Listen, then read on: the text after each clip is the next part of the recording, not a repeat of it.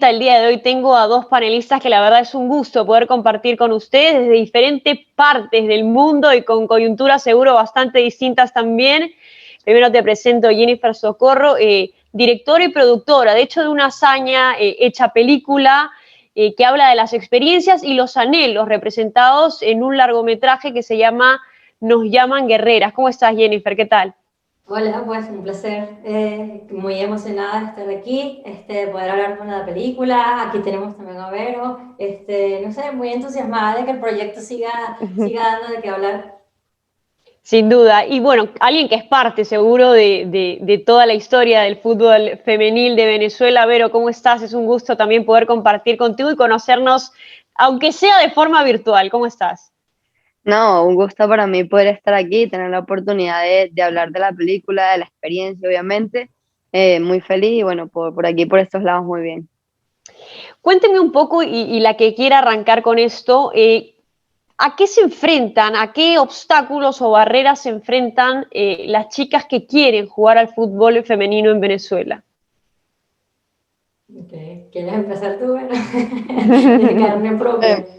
Eh, bueno, cuando hace mucho tiempo que salí de Venezuela, digamos alrededor de 4 años, y el fútbol femenino estaba empezando a quizás agarrar un nombre en Venezuela porque, bueno, se creó la liga profesional, entonces se está dando un poco más de importancia. Sin embargo, creo que con desde el 2017 que me fui hasta ahora, eso ha ido decayendo porque son muy pocas las noticias que se escuchan del fútbol femenino en Venezuela, a pesar del talento que se tiene en Venezuela.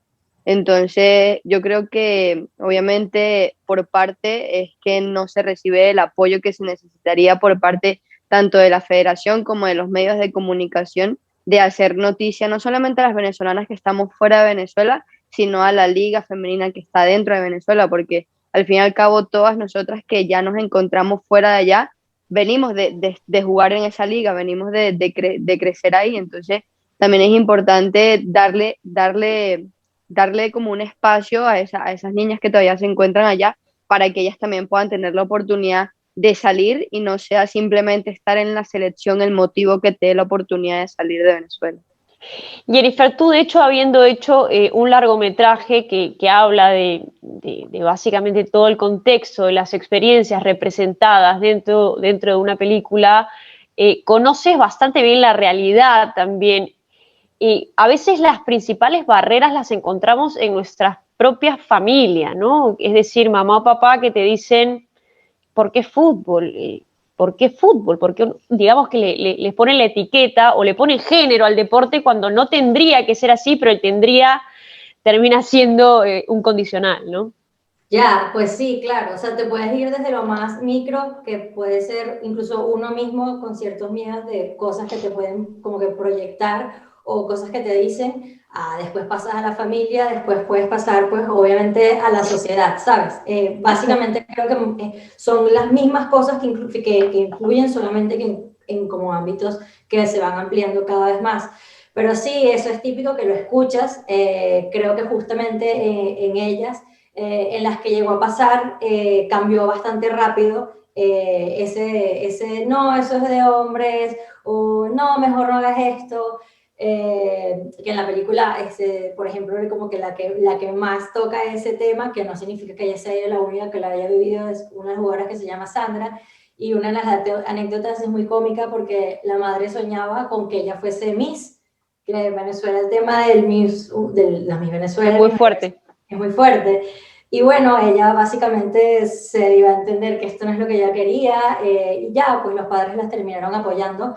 El tema es que ese no siempre es el caso, pero sí pasa bastante, y yo diría que tanto en Venezuela, gracias a esta generación de oro, que son estas chicas, que hicieron increíbles cosas, no solamente además en Jordania, sino que lo venían haciendo desde el Mundial anterior, donde eran incluso más jóvenes, hacen cambios. O sea, cuando hay un grupo de jóvenes maravillosos o un grupo de personas que rompen como que una barrera, se produce un cambio. Y eso es lo que más nos llamó la atención, eso fue lo que queríamos documentar, ¿no? Y eso efectivamente te lo está comentando Verónica.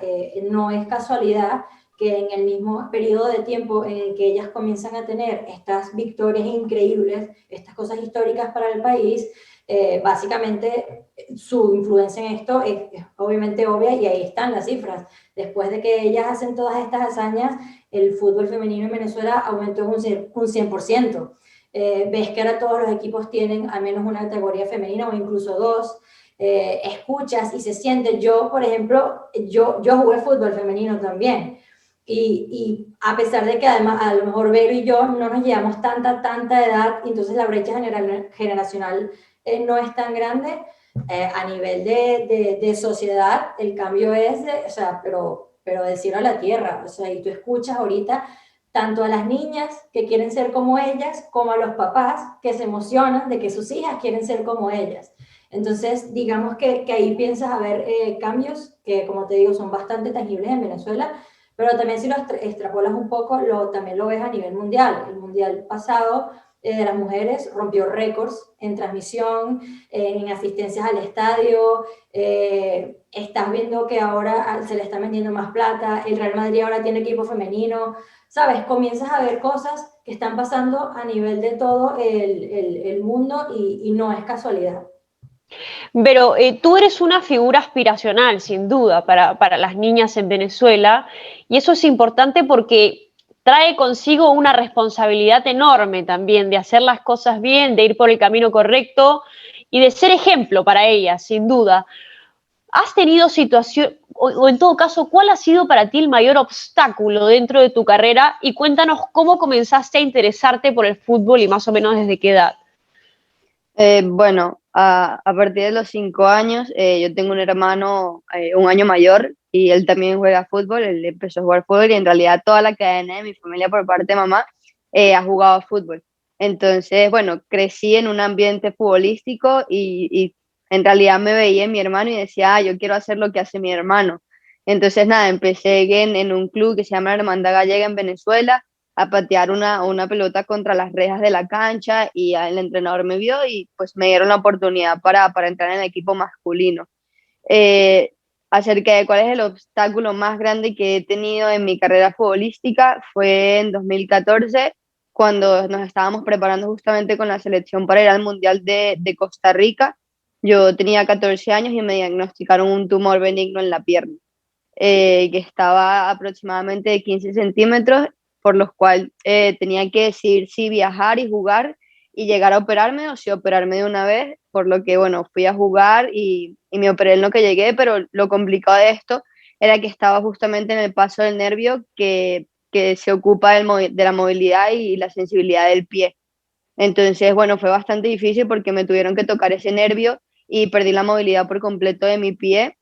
Entonces, tipo, fue una recuperación bastante larga, a pesar de que ya era una persona que la gente veía. Entonces, ser como una persona reconocida en la que muchas niñas ven, incluso varones, papás y eso, es complicado. Pero yo le agradezco muchísimo a mi mamá porque mi mamá ha sido una persona que ha estado detrás de mí siempre para recordármelo, para decirme que tenga cuidado con las cosas que hago, porque hoy en día existen las redes sociales y cualquier cosa que yo pueda decir puede afectar tanto mi carrera como lo que vayan a hacer otras niñas que me están viendo.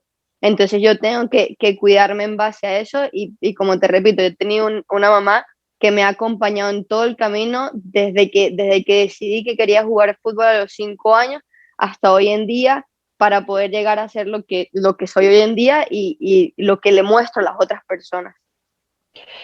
Jennifer, tú también has jugado fútbol y sabes que a veces en Sudamérica o en la región resulta muy complicado para la gente entender que una mujer juegue fútbol porque creen que es un ámbito netamente masculino. ¿Crees que el fútbol femenino ha evidenciado machismo o has pasado por alguna situación en particular que te haya hecho quizás cuestionarte algunas cosas o seguir con más fuerza, ¿no? Porque depende todo de nuestras personalidades que terminan siendo muy distintas. Sí, sí, yo, bueno, esto además puede hasta extrapolarse también de lo que es el fútbol, pero llegando directo a tu pregunta, sí, claro que sí, y estoy segura que todas, le preguntamos a todas las mujeres que han jugado fútbol, y me parece estadísticamente imposible que jamás en su vida le hayan hecho un comentario, y bueno, depende de tan joven seas, o cuál es tu personalidad, en algún momento eso te afecta, pero precisamente es como una meta que superar como en cuanto a, pero es que claro que puedo, ¿sabes? Y de hecho a eso hace a veces, no sé si a ti te pasó, Vero, pero a mí me pasaba que a veces hacían que no, a ella le vamos a dar más duro para que entienda que es que esto no lo va a poder hacer. Y para mí era como, lo voy a hacer igual que siempre lo hago y francamente voy a ir y te voy a meter un gol normal, y porque para mí es normal, yo voy a hacer lo que me hace ser feliz y lo que además soy buena haciendo, y tú lo vas a tener que ver, ¿sabes? Y creo que eso obviamente genera molestias, me pasó en muchos, de verdad me pasó en muchos juegos que se ponían como todos de acuerdo para ir en mi contra, para pegarme más duro, me imagino que a ti también te pasó lo mismo, pero todos estos cambios también hacen que la gente tenga diferentes approach al asunto, y que en algún momento sí sea normal, entre comillas, a lo que se puede llamar normal, que no debería ser así, pero claro que sí, y evidentemente lo evidencia. Y lo evidencia cuando uno tiene la vivencia de una experiencia de este estilo, y también cuando no puedes evitar hacer comparaciones de los tratos que tienen ellas con respecto a la selección masculina, a niveles de salarios, y está ahí, claro que es una manera de manifestar es que el machismo está pasando y influye en este ámbito deportivo, ¿sabes? Ahora, Vero, mira, si hace 10 años yo me ponía a pensar y decía, hay cosas que están pasando hoy que ni en mi mejor panorama posible o escenario posible hubiera creído que se pueden lograr en cuanto al fútbol femenil. ¿Te parece alentador y esperanzador para las futuras generaciones? ¿Crees que ellas van a tener que luchar menos de lo que luchaste tú en tu momento? Igual te queda muchísimo recorrido, por supuesto, más lo veo desde mi perspectiva de hace muchos años jugando en la selección, hoy absolutamente retirada del tema. Pero, ¿crees que el camino viene siendo mejor de lo que esperabas o cómo lo podrías catalogar en todo caso? Mira, para serte sincera, yo creo que las niñas que vienen detrás de nosotras están teniendo una mejor oportunidad porque si te soy sincera, hace 10 años yo ni siquiera sabía que existía el fútbol femenino. Yo me desarrollé con hombres, yo no sabía que existían mujeres en mi ciudad que jugaban fútbol, ni que habían equipos femeninos, ni nada por el estilo. Entonces yo creo que a medida de lo que se ha venido logrando desde el 2010 de la clasificación a Trinidad Tobago del femenino, pues ya se ha venido como abriendo un camino y después obviamente de lo que nosotras logramos en 2014 con el Mundial de Costa Rica y luego que el sudamericano del 2016 se haya hecho en Venezuela y luego clasificar a Jordania, eso ha abierto las puertas a muchas niñas en Venezuela porque ya los padres nos han visto, quizás han escuchado algún nombre de nosotras y nos han buscado sin siquiera haber visto algún partido, han escuchado algún nombre que les ha causado intriga y han ido a buscarnos en las redes sociales y ver que somos futbolistas, ver que hemos sido exitosas y que hemos logrado conseguir millones de cosas. Entonces obviamente eso le abre muchísimo las puertas para que niñas que empiecen a jugar desde los 5 o 6 años sepan que existe el fútbol femenino, sepan que hay ligas de fútbol femenino en las ciudades, en sus países y en todo el mundo, pues.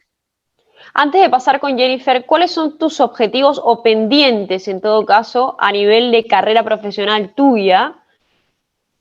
¿Qué se viene? ¿Qué necesitas lograr? ¿Qué te falta? Bueno, primero obviamente está graduarme de la universidad, que ya me queda muy poco, me gradué en diciembre de este año, dar ese salto al fútbol profesional, y personalmente mi mayor meta es poder jugar y ser titular en el Bayern de Múnich, el equipo femenino. Perfecto. Jennifer, paso contigo porque he visto el largometraje Nos llaman guerreras y a veces uno se pregunta por qué hacer un documental sobre la... Claro, yo lo tengo clarísimo, pero en general la gente se preguntaría por qué hacer un documental sobre la Vinotinto femenil. ¿Qué es lo que has querido mostrar? ¿Qué quisiste dar a conocer? ¿Cuáles eran las motivaciones? ¿Qué te movió a hacer esto? Y finalmente, que me parece ha sido un éxito. Bueno, primero, gracias por el comentario. Uh-huh. Antes de responderte la pregunta, algo que siempre me gusta aclarar, si bien yo traje esta idea a la mesa porque jugué fútbol y porque las relaciones son como obvias con el tema, el proyecto pues no lo hice sola, la película es una codirección, se puede decir tridirección, Uh-huh.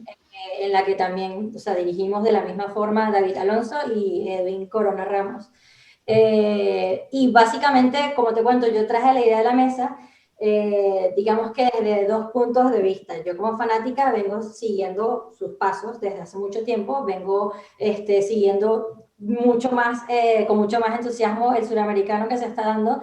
Y es que cuando termine el suramericano, lo primero que pasa por mi cabeza es que estas chicas no solamente ya sabemos que va a un mundial, es que en mi cabeza yo ya las veía de verdad ganadoras. Yo estaba completamente segura de que ellas iban a ganar o que iban a estar en lo más alto del mundial otra vez. Entonces, evidentemente, digamos que hay una cosa de hecho, de logro deportivo, que básicamente se convertirían en la primera Copa del Mundo para Venezuela. Eso es Uh-huh. algo histórico que registrar. Pero digamos que es como la línea más sencilla de leer, porque en realidad lo que nos terminó enamorando a todos del proyecto es que no es que logren esa copa, es el que hay detrás y que al final hay una historia de superación de infinitas barreras que trasciende el fútbol. El fútbol es el medio, pero nosotros no queríamos hacer un documental específicamente cuadrado, cerrado de fútbol, en el que las vieras entrenando y el resumen de los partidos, sino que es que todo lo que ellas han logrado tiene un trasfondo de muchos años, de muchas cosas, de familia, de muchas cosas que hay detrás y de muchas cosas, de muchas barreras superadas, como hemos venido hablando. Y esa era la historia que más nos llamaba la atención. Entonces, era algo que básicamente la pregunta era, ¿cómo no vamos a hacer este proyecto? Este proyecto hay que hacerlo y es importantísimo que salga y de verdad que le pusimos el corazón al 100% para que saliera de la mejor manera posible.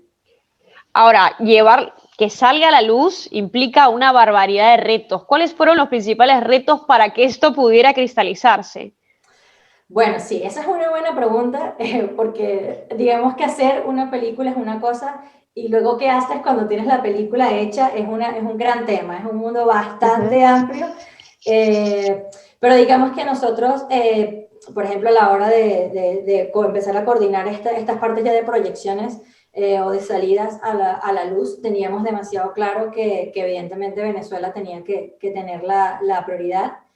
Eh, y bueno, básicamente se empezó a planear un tema de proyecciones que, si te soy sincera, así como a ellas les pasa, cuando nosotros al principio tocamos la puerta tanto para poder conseguir fondos que nos permitieran realizar el proyecto, como para después conseguir puertas que quisieran ser la ventana del proyecto ya hecho, pues la verdad es que francamente no todo el mundo nos recibió con las manos abiertas. Y te decían, un documental. Ya solamente con la Claro. palabra documental arrugaba un poco la cara. Uh-huh. Y luego fútbol, un poco más. Luego si le agregaba femenino y además le agregaba que era Peor. de Uh-huh. categorías inferiores, ya como el interés cambiaba bastante. Y fue bastante, sí, digamos como gracioso, si puede decir de alguna manera, que una vez vieron lo que era y que vieron lo que queríamos hacer, que ya no era un mundo de las ideas, una propuesta o algo, sino lo que habíamos logrado tanto a nivel técnico, a nivel ellas, de hazañas y a Uh-huh. nivel de historia, era algo que sí, o sea, y ahí las puertas se nos empezaron a abrir por todos lados. Y por ejemplo, algo que nosotros mismos no nos esperábamos era que ya cuando tú te sientas con un exhibidor, un distribuidor, normalmente se hace Uh-huh. un escenario o negativo, uno que pudiese pasar relativamente seguro y uno optimista. Y nosotros prácticamente superamos el escenario de vistas optimistas en Venezuela con muchos problemas económicos, una crisis muy complicada como todos sabemos, donde mucha gente tenía que pensarse si compro una entrada al cine o como hoy. Entonces, Uh-huh. estamos hablando de algo bastante complicado, y el recibimiento que tuvimos de la película en Venezuela fue espectacular, y posterior a eso, que era otra meta personal que teníamos como grupo, por la misma peso de la historia, era que no queríamos que se quedara ni en Venezuela ni en Latinoamérica. Queríamos que esta historia llegara a la mayor cantidad de puertas posibles, y de hecho después empezamos una rodada en festivales que fue extremadamente exitosa, que no nos la esperábamos, no esperábamos quedar en un festival, y ganamos varios, quedamos prácticamente en 40 festivales como selección oficial, y fue maravillosa esa experiencia de que la gente con esto podía conocer de la situación de Venezuela, de qué estaba pasando a nivel de fútbol femenino, de estas personas increíbles, estas deportistas maravillosas que además les empezaron a seguir la pista, ¿sabes? Vero, ¿cómo te sentiste cuando viste el documental de Nos llaman guerreras? Cuéntame esa sensación de ver reflejada toda esa historia. Bueno, nos llaman guerreras en realidad antes de ser como un documental película. Primero fueron como unos cortometrajes, unas series que se pasaron por DirecTV, y justamente ni mi mamá, ni mi abuelo, ni yo, prácticamente nadie como que queríamos verlo en la familia, estábamos en Venezuela para poder verlo, porque eso se empezaron a pasar justamente cuando estábamos en el Mundial de Jordania, en los que, bueno, gracias a Dios mi mamá y mi abuelo pudieron acompañarme. Entonces, como ese pedazo de que hablaban de dos jugadoras por serie, que era pues un día determinado, lo tuvimos que ver después de que llegamos de Jordania, y después, obviamente, en la película. Y para mí, en el momento que obviamente me seleccionaron, porque a pesar de que se cuenta la historia de toda la selección femenina, vemos jugadoras bueno, que somos principales, y aparecemos en la película como la cara principal. Entonces, obviamente, para mí primero fue un honor, porque yo creo que más allá de que las personas ven nuestros logros, muchas veces eso es lo único lo que nosotras logramos, pero quizás no se ve todo lo que hay atrás, todas las horas de entrenamiento, todas las horas de sacrificio, todo lo que tenemos que hacer para en realidad poder estar ahí, porque bueno, en mi caso yo soy una persona muy afortunada, me considero una persona muy afortunada, que quizás no tuve las dificultades que tuvieron muchas de mis compañeras dentro de la selección. Además bueno, que mi familia en todo momento me apoyó, pero sí considero que a pesar de que todas nuestras historias son diferentes, las personas no lo saben. Y en realidad en Venezuela muy pocas personas sabían las historias que habían quizás de una jugadora tan destacada como es Daniuska Rodríguez, una jugadora como Yerliani Moreno, no sabían ni siquiera las situaciones en las que vivían. Entonces yo creo que lo bonito de la película, más allá de mostrar todo nuestro recorrido como selección, es mostrar obviamente todo lo que pasa detrás, para que nosotras quizás hoy en día tengamos un nombre y seamos quienes somos, y que las personas se fijen en nosotras. ¿Cuál es para ti la historia más impactante de tus compañeras? Y si nos puedes compartir un poquito para que la gente lo sepa. Bueno, mira, después de quizás, yo te lo digo, yo tampoco sabía mucho de la historia quizás de Yerliani Moreno, jugadora con la que compartí muchísimos años, en los cuales incluso en un módulo recuerdo que ella llegó y se tuvo que ir porque tenía problemas en los pulmones, y justamente en la película fue en el momento en el que me pude enterar cuál fue el verdadero problema, en el por qué ella tenía problemas en los pulmones, y fue simplemente porque vive en un barrio, en una casa tan pequeña, en un lugar en donde llovió por mucho tiempo y prácticamente se les inundó la casa, se les inundó toda la ciudad.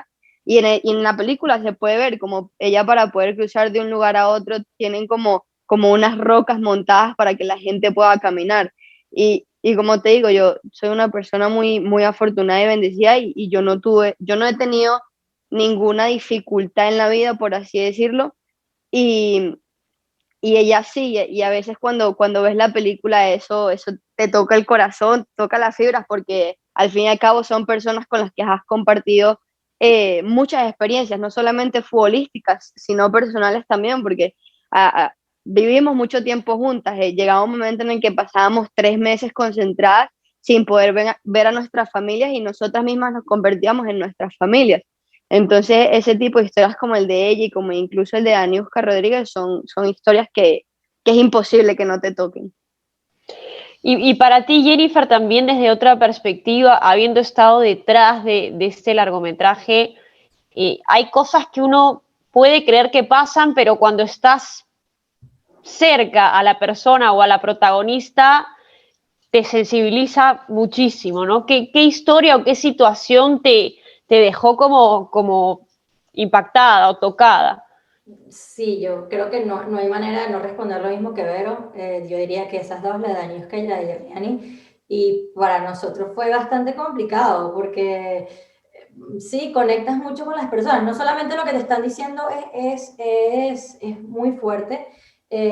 Aparte, que estamos muy agradecidos al respecto, lo contaron y se abrieron con nosotros de una manera, creo que bastante cercana. Entonces no es lo mismo que un hecho te lo cuenten como por encima y tal, a lo mejor no quería entrar un poco en detalles, pero cuando alguien te pone el corazón enfrente de la cámara o enfrente de ti a contarte una historia fuerte, es imposible que no te pegue. O sea, somos humanos y te pega. A mí me pasó, recuerdo, entrevistando a la mamá de Yerliani, en un momento la señora empieza a llorar y yo quería dejar de grabar e ir a abrazarla.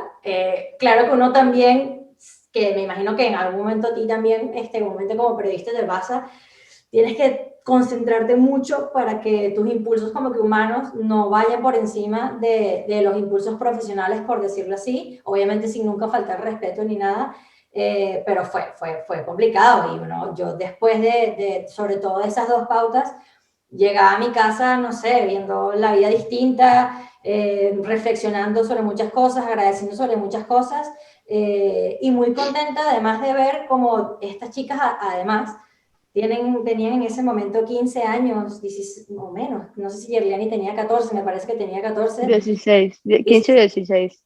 Claro, pero en ese momento, porque creo que Yerliani no cumplió los 15 allá, o fue solo Dayana, creo, no sé. No, Lo bueno, que no me pasa es que acuerdo, pero Dayana es menor que nosotras. Yerliani es 2000 igual que yo y el mundial fue en 2016, entonces como 16. vale, vale. Pero bueno, estamos hablando de chicas, bueno, que ya son mujeres, pero que en ese momento eran Muy chicas, jóvenes, claro. muy jóvenes, y básicamente se ponen a la familia encima, ¿sabes? Para sacársela adelante. Entonces, eso es una responsabilidad muy grande para tan joven edad. Ujú. Vero, y te quería preguntar también, ustedes con todos los logros deportivos que tienen, ¿qué tiene que pasar para que las brechas con el masculino se acorten? Mira, yo creo que tienen que pasar muchas cosas, obviamente no solamente en Venezuela. O sea, yo creo que el fútbol femenino a nivel mundial poco a poco ha ido agarrando un campo mayor. Hay países en los que hoy en día ya se trata el fútbol femenino muy similar a lo que se trata el fútbol masculino. Y bueno, por lo menos Europa es un lugar en donde el fútbol femenino está agarrando mucho más camino y yo creo que, bueno, va a venir de allá y va a venir bajando quizás hacia Latinoamérica hasta que llegue probablemente a Venezuela, Perú, a Ecuador, pero obviamente eso va a venir poco a poco, eso no es de la noche a la mañana, como te dije, o sea, hace 10 años yo ni siquiera sabía que existía el fútbol femenino y hoy sé que existen ligas femeninas en todo el mundo, como niñas que hace 10, que 10, de 10 años, 11 años, hoy en día saben del fútbol femenino. Entonces, bueno, yo creo que eso va a venir poco a poco, que va a venir desde obviamente las ligas más grandes como pueden ser la liga española, la liga inglesa, que tienen obviamente equipos masculinos con mayor nombre. Que el Real Madrid haya decidido sacar un equipo femenino para mí es un logro inmenso porque mientras el Barcelona, el Atlético de Madrid, equipos de nombre tenían equipos femeninos, el Madrid no se había decidido y que ellos hayan decidido abrir un equipo femenino quiere decir que es porque estamos tomando un campo muy grande y que estamos en el camino correcto para poder llegar a lo que queremos que sea el fútbol femenino. Sin ninguna duda, Jennifer, y yo te quería preguntar igual, en definitiva, parte de tu motivación para hacer este documental es porque sientes una responsabilidad con el crecimiento o con darle visibilidad a estas chicas que hacen un esfuerzo enorme para lograr lo que logran sin quizás el apoyo idóneo. Creo que hay mucho más apoyo, pero falta mucho camino por recorrer. Sí, definitivamente, definitivamente. Y lo que dice Vero, sí, si bien para ella hace 10 años y si hace 20, hace 50, o sea, podemos llegar a un punto en el que capaz una mujer no podía tocar una pelota de fútbol ni siquiera, ¿sabes? Yo sí creo que incluso diría, a nivel global, diría que incluso los últimos 5 años creo que han sido un paso gigante, gigante, gigante.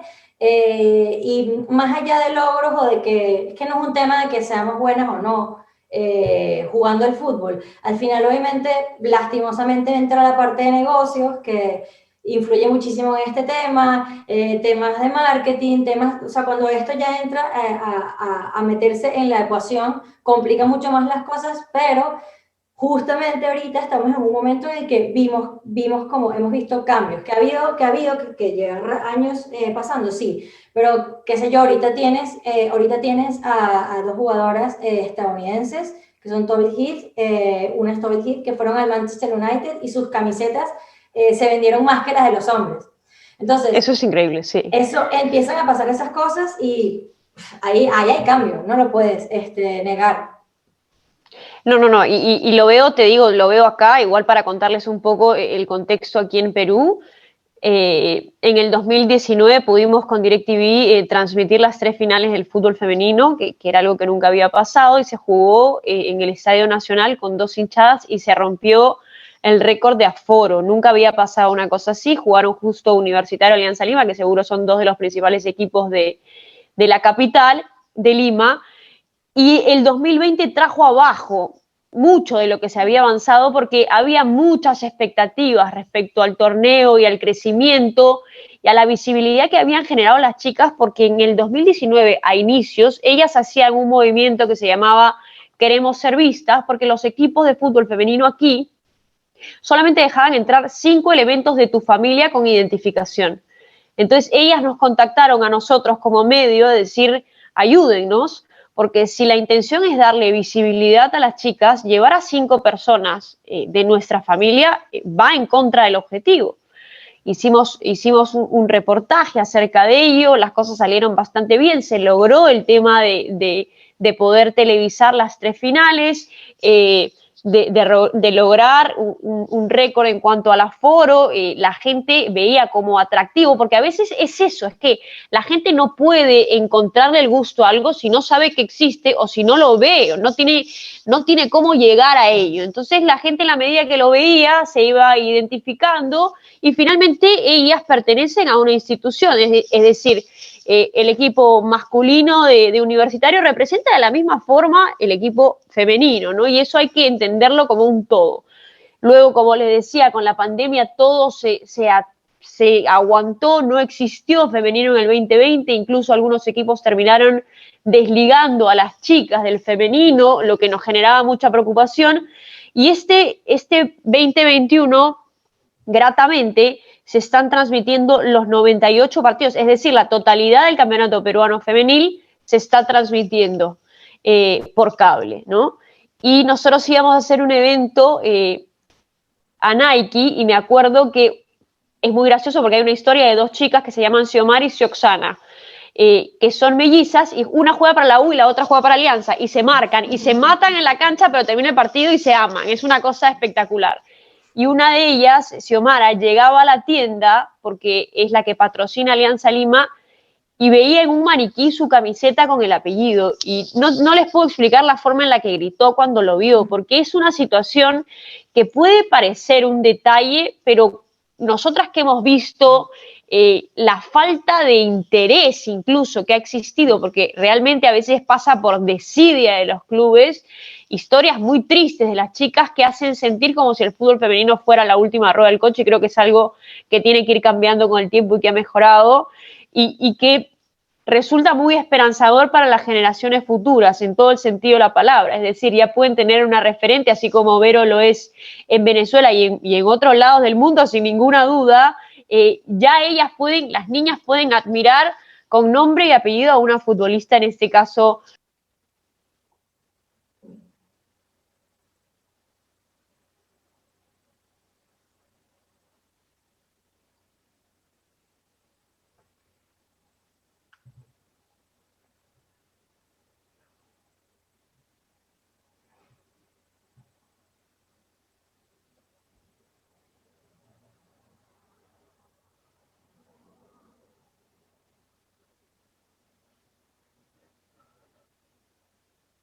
Vamos a lograr cosas Muy importante, se me silenció solito esto.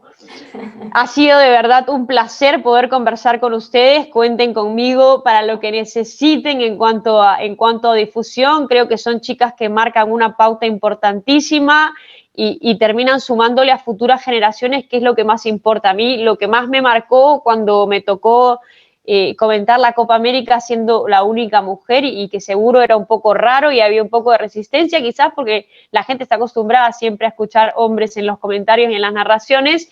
Era un papá que me escribió y me dijo, mira, Talía, te digo la verdad, no tengo idea qué quiere hacer mi hija de acá a 10 años. Ella tiene 5 años, pero ya hay un precedente.